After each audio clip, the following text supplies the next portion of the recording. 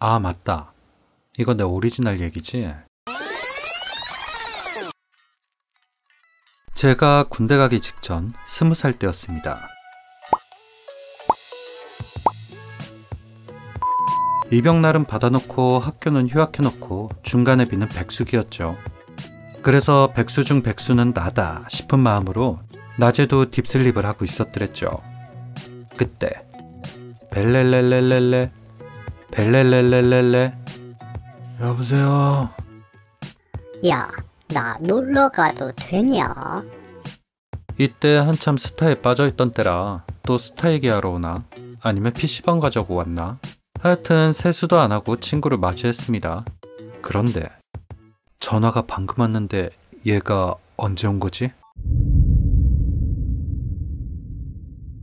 그렇구나. 꿈이구나. 그렇게 꿈한테 쫓겨나듯 눈이 떠졌습니다. 뭔가 귀신 본 것 같고 짜증이 밀려오더라고요. 그때 전화. 야, 놀러와. 심심해.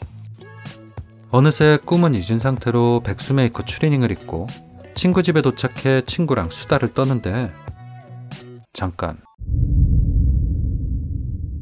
나 이놈 집에 언제 온 거지? 또 꿈이었습니다. 아까 꿈에서 깼다고 생각했지만 꿈을 깼는데 또 꿈이었던 거죠. 그렇게 다시 꿈속에서 깼습니다. 야, 나 너네 집 놀러 간다. 나 방금 겁내 신기한 꿈 꿨음. 뭐래, 또라이가. 빨리 와서 점심이나 흡수해. 제대로 가고 있으니까 꿈이 아니겠지. 친구 집에 정상적으로 도착한 저는 친구네 어머니가 차려주신 밥상에 아주 급식마냥 때려넣고 있었는데 혹시 그 기분 아세요? 옷 입고 샤워한 것 마냥 옷이 달라붙는 찝찝한 기분. 뭐지? 뭔가 이상한데. 그렇습니다. 대낮에 친구 집까지 걸어오는데 거리에 사람이 한 명도 없었던 겁니다. 심지어 차도 한 대도 없었고요. 서울 한복판에서요. 그렇게 다시 한번 쫓겨나듯 꿈에서 깼습니다. 깨도 계속 꿈이었던 거죠. 이쯤 되니 친구한테 전화를 걸어보기도 무섭고 아직 못 깬 거 아닌가 하는 더러운 여운이 가득했죠. 당연히 그때도 깨어난 게 아니었습니다. 저를 찾아오거나 만나는 사람들 그리고 상황은 더 치밀하게 더 자연스럽게 다가왔습니다.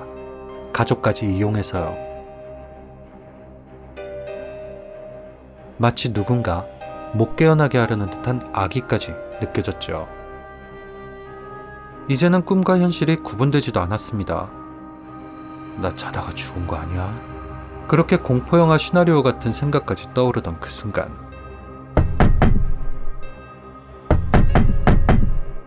여자친구가 하얗게 질려 찾아왔습니다. 전화가 수십 통이 와 있더라고요. 연락이 하도 안 돼서 무슨 일 생긴 거 아닌가 하고 찾아왔던 거죠. 와, 살았다. 나 진짜 이상한 꿈 꿨잖아. 아, 진짜 초등학생처럼 막 콧물 흘리면서 꺼이꺼이 울 뻔했다니까? 여자친구를 보고 안심이 된 저는 평소처럼 돌아와 농담을 던졌습니다. 야, 이거 혹시 이것도 꿈 아니야? 다시 그 기분이 찾아왔습니다. 온몸을 휘감는 듯한 찝찝함. 그리고 저는 겁을 잔뜩 먹은 채 물어봤습니다. 너 누구야? 이것도 꿈이지. 돌아온 대답은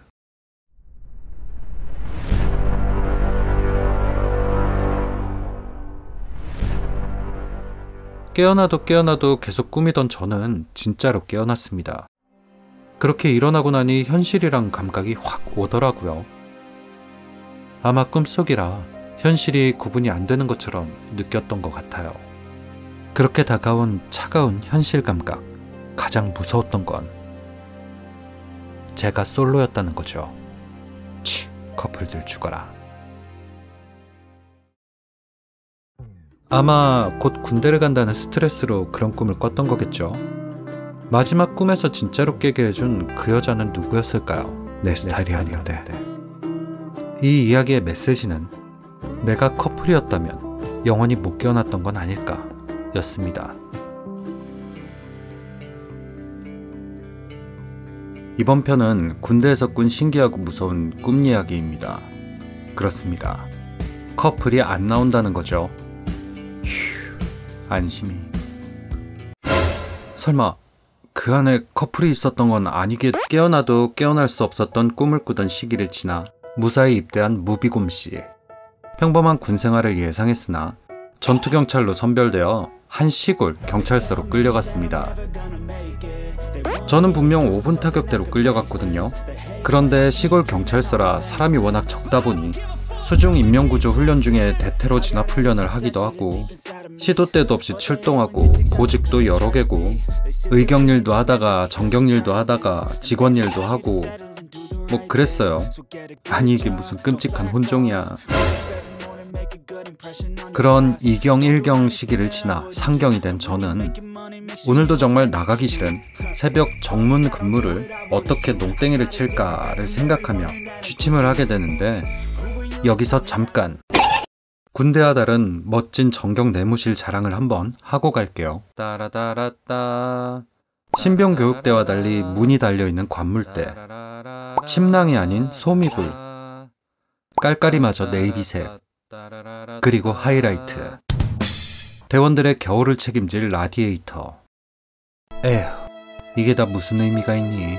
군생활인데. 하여튼 나름 짬이 좀 되는 저는 내무실 특등석 끝자리에 자리를 깔고 잠이 드는데 얼마나 지났을까요? 소근소근 소근소근 뚝쑥떡 쑥떡 꿀떡 꿀떡? 아주 조용히 속닥거리는 소리가 들려 눈이 떠졌습니다. 소리가 나는 곳을 보니 소근소근 저를 제외한 모든 대원들이 일어나 뭔가를 속삭이고 있었죠. 소근소근. 뭐지? 나는 왜 따시켜? 소근소근 소근소근. 저는 그 귀 바로 옆에서 속삭이는 듯한 대원들의 속삭임이 너무나 기분 나빴습니다. 그와 동시에 잠에서 깼죠. 예, 꿈이었던 겁니다. 눈을 떠보니 다른 대원들은 모두 잘 자고 있더라고요. 그렇게 다른 대원들의 코 고는 소리를 자장가 삼아 다시 잠이 들었습니다. 그런데 아까 그 모습 그대로 여전히 속닥거리고 있는 대원들. 한번 경험해 봤다고 저는 꿈이란 걸 바로 알았습니다. 그런데 그때 대원들 중 한 명이 고개를 돌려 저를 보더니 뭔가 재밌다는 듯 씩 하고 웃더라고요. 제 느낌에는 제 꿈인 거 알아챘는데? 라는 느낌이었어요. 그 순간 너무 소름이 돋았던 저는 겨우겨우 온 힘을 다해 잠에서 깨어났습니다. 여전히 다들 평온하게 잠든 상태. 하지만 다들 아시죠? 엄청 피곤하면 잠에서 깨도 안 깬 기분이고 막 눈꺼풀 움직이기도 힘들고 그렇잖아요. 예, 저는 다시 잠들었습니다. 그리고 이번엔 그들 모두가 저를 바라보고 있더군요. 너무 놀라버린 저는 또 깨어났지만 금세 또 잠이 들었고 다시 잠이 들자 대원들은 저한테 천천히 다가오기 시작했습니다. 아니 이거 아닌데? 너희들 왜 오니? 저는 온 정신을 집중해 깨어났습니다. 이 정도면 다시 잠들기 싫은 게 인지상정. 저는 안 자려고 버텼습니다. 그렇게 몇 시간 같은 몇 분 후 졌어요. 잠들었어요. 그들은 아까 다가오던 자리에서부터 다시 다가오기 시작했습니다.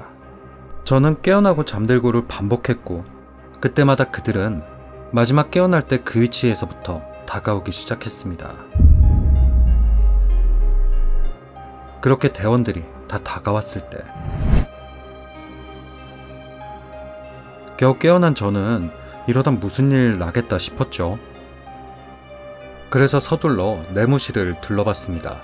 다시 잠들기 전까지 뭔가를 찾아야겠다는 일념 하나로 졸음과 싸워가면서요. 그렇게 다시 잠이 들고 대원들의 얼굴은 거의 코앞까지 다가온 상황. 어느새 한 놈은 식칼까지 들고 있더라고요. 저는 벌떡 일어나 내무실 끝으로 뛰어갔습니다. 잠들기 전 봐둔 뭔가를 손에 넣기 위해서요. 라디에이터 옆 금속관. 현실이라면 빠질 리 없는 쇠파이프지만 여긴 꿈속이잖아요. 저는 라디에이터에서 뽑아둔 쇠파이프를 손에 꽉 쥐고는 대원들을 바라봤습니다.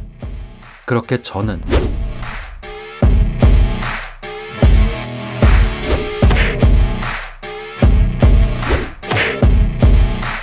그 이후론 잘 기억나지 않지만 대원들을 하나씩 쓰러뜨려 갔습니다.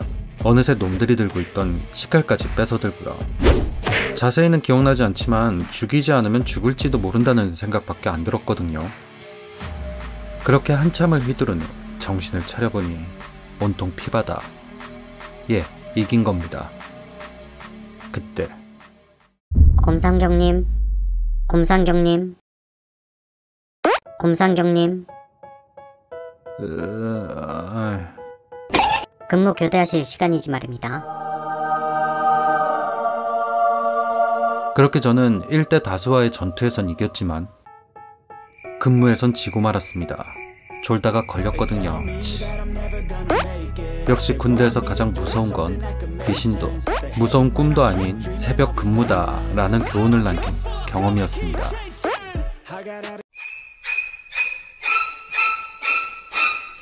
끝. 제가 고등학교 때 일입니다. 누나가 둘 있던 저는 제 방이 없었죠. 엄마라는 존재는 없었고요. 그래서 아버지와 한 방을 썼습니다. 나도 내 방. 워낙 야행성이었던 저는 그날도 어김없이 아버지보다 잠이 늦게 들었는데 귓가를 맴도는 윙윙거리는 것 같기도 하고 누군가 속삭이는 것도 같은 이상한 소리가 들리기 시작했죠. 처음 겪는 현상에 당황했지만 곧 꿈이구나 싶었습니다. 그래서 깨어나려 애를 쓰다 눈을 떴는데 소리가 계속 들리는 겁니다. 너무 무서웠죠. 그런데 소리만 무서운 게 아니었습니다. 옆으로 누워서 자고 있었는데 뒤에서 누군가의 시선이 느껴지는 거예요. 아버지는 분명 제 앞쪽에 있었는데요. 너무 무서웠지만 그 누군가를 확인하지 않으면 이 공포가 끝나지 않을 거란 걸 본능적으로 느낀 저는 뒤로 돌아 시선의 주인을 확인하는데 그건 저의 얼굴이었습니다. 이게 뭐지? 하고 벙쪄 있는데 더 충격적인 걸 보게 됩니다. 제 머리 아래 몸이 없는 거예요. 그걸 본 순간 절 보던 제 얼굴이 씩 하고 웃더니 목에서 피가 뿜어져 나오기 시작했습니다. 그리고 그때부터 저의 몸은 굳어갔죠. 몸이 안 움직이는 거예요. 그렇습니다. 가위에 눌린 겁니다. 너무 무서웠어요. 처음 가위에 눌려본 거니까요. 그렇게 머리가 아플 정도로 공포에 질렸지만 가위잖아요. 소리도 지르지 못하고 움직이지도 못하고 끙끙대고만 있었습니다. 그때 아들, 왜 그래? 아버지 덕에 깨어났습니다. 진짜로 처음 경험해본 가위는 죽겠구나 싶을 정도로 무서웠어요. 그런데 문제는 이제부터 시작이었습니다. 며칠 간격으로 계속해서 가위에 눌리기 시작한 거예요. 어떤 날은 머리맡에서 누군가 날 지켜보기도 하고 어떤 날은 방 구석에 앉아서 가만히 있기도 하고 어떤 날은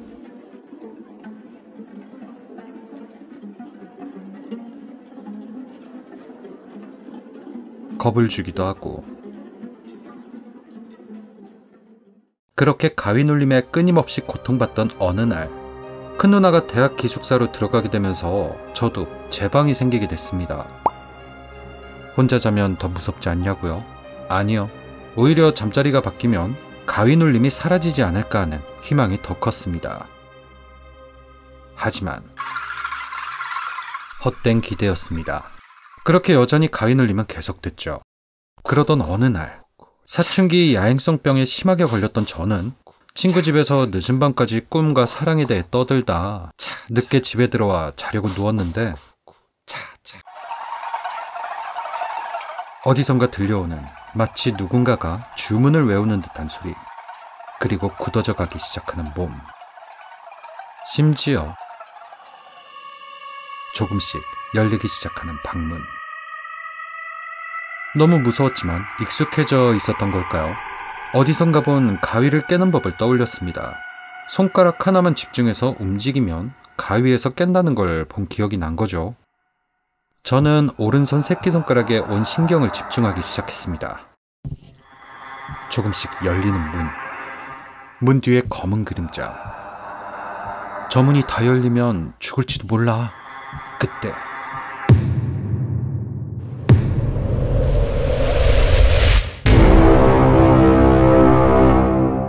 그렇게 저는 가위 눌림에서 깨어났죠. 그런데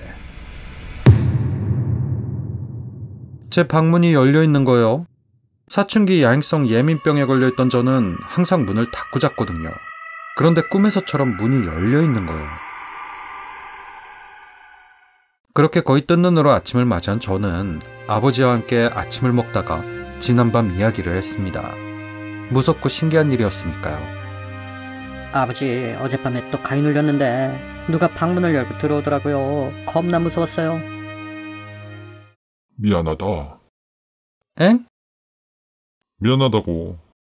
사실은 이렇습니다. 제가 자던 사이 아버지가 잠에서 깨 아들이 들어왔나 하고 제 방문을 열어본 거죠. 하필 그 타이밍에 제가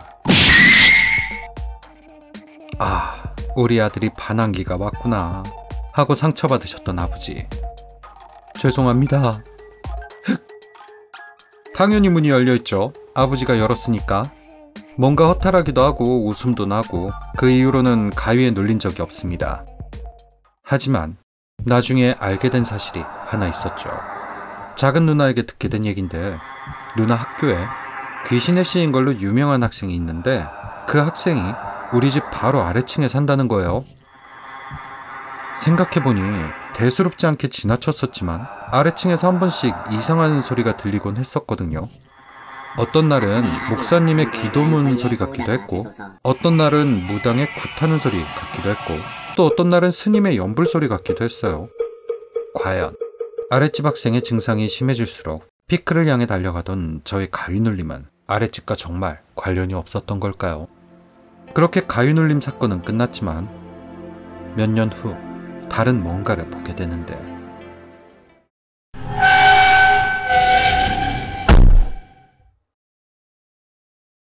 저의 이상한 꿈이 시작된 프리퀄이었습니다.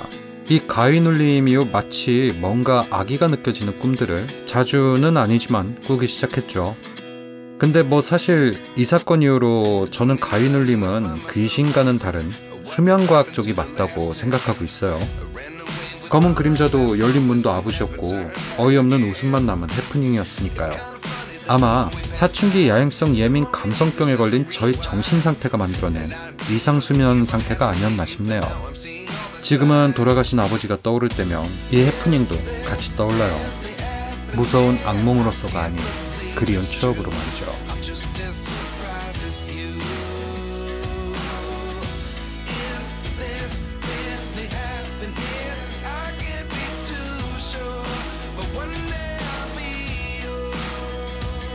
여러분, 어딜 도망가요? 빨리 구독을 눌러 저의 연어가 되셔야죠. 그럼 다음 영상에서 봐요. 공포영화를 보는 새로운 방법, 무비곰이었습니다.